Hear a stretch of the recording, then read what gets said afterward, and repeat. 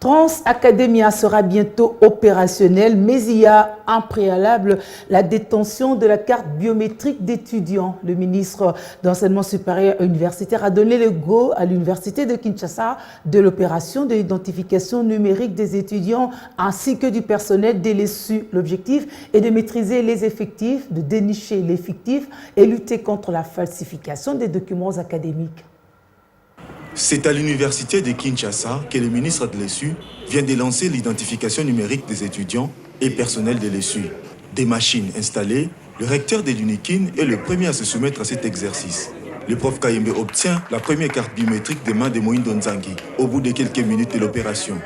Assainir les secteurs en maîtrisant l'effectif exact, dénicher les fictifs, lutter contre la fraude dans les établissements sont là quelques-uns des objectifs de cette action en vue de se conformer aux exigences du LMD dans l'intégration d'éthique.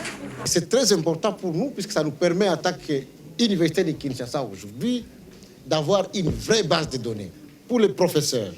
Ici, ils vont être identifiés avec l'ensemble de leurs diplômes. Ça nous permet d'abord de vérifier que tout le monde a un bon diplôme et qui n'a pas été nommé frauduleusement. Ça nous permet aussi de faire la promotion de nos professeurs.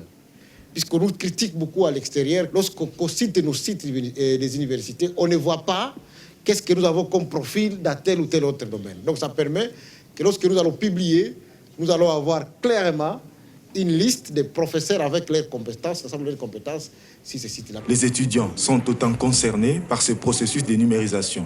Outre la maîtrise des effectifs, la traçabilité des étudiants et la lutte contre la falsification des documents académiques, cette identification permettra à chaque étudiant d'être en possession de sa carte biométrique préalable à la mise en circulation des Trans Academia, annoncée d'ici quelques semaines.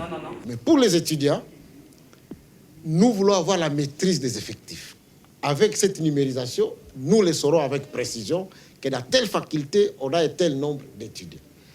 La deuxième utilité, c'est que nous lançons Trans Academia. Et lorsque le président de la République a mis à notre disposition ces bus, nous avons suggéré que nous ne pouvions pas les mettre en circulation si nous n'avions pas la maîtrise de la population estudiantine de la ville de Kinshasa. Donc cette numérisation ici va nous permettre d'identifier les étudiants, de leur donner les possibilités d'accéder au bus sans être bousculés. Le comité de gestion de l'UNIKIN s'est dit prêt à numériser tous les étudiants, personnel administratif, scientifique et académique dans un temps record. Après ces go donnés à l'UNIKIN, l'opération de l'identification numérique va se poursuivre dans toutes les institutions universitaires et au sein de l'administration de l'ESU.